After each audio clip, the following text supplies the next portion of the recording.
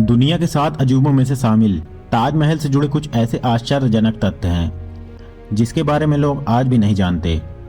यहाँ हम आपको इस खूबसूरत स्मारक से जुड़े कुछ ऐसे राज बताने जा रहे हैं जिसे जानकर आप भी हैरान रह जाएंगे। ताजमहल एक खूबसूरत स्मारक है। इसे केवल पर्यटन स्थल के रूप में देखना सही नहीं होगा, बल्कि यह वो इमारत है जो मुगल काल का प्रतिनिधित्व करती है।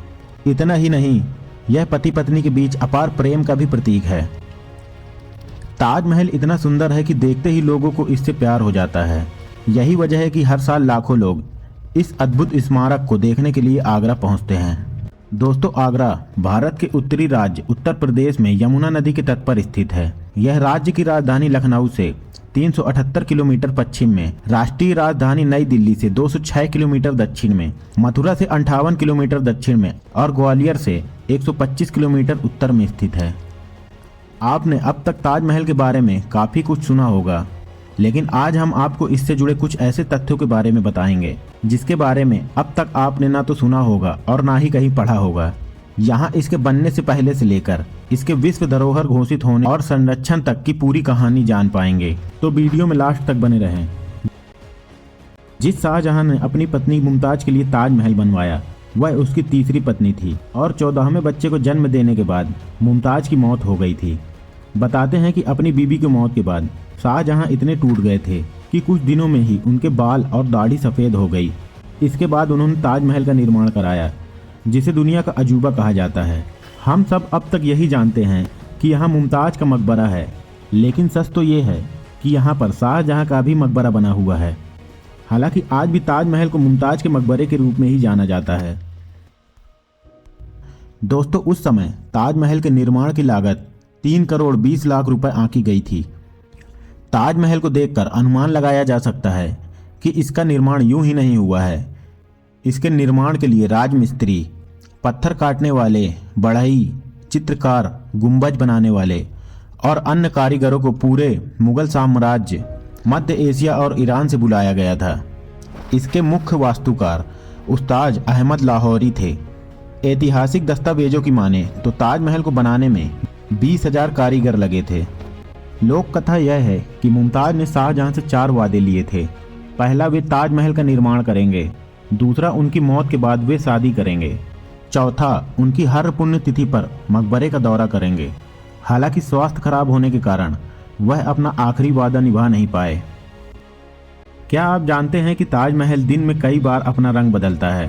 ताजमहल सफ़ेद संगमरमर से बना है, इसलिए जब इस पर सूरज की रोशनी पड़ती है तो यह पीले रंग का हो जाता है। वहीं शाम होते ही यह नीले रंग का भी दिखाई देने लगता है। इस तरह इस ऐतिहासिक धरोहर की खूबसूरती और भी बढ़ जाती है। दोस्तों, इस तथ्य के बारे में आज तक कोई नहीं जानता कि मुमताज की मृत्यु आगरा में नहीं बल्कि बुरहानपुर में हुई थी। इसलिए ताजमहल आगरा में नहीं बल्कि बुरहानपुर में बनना चाहिए था।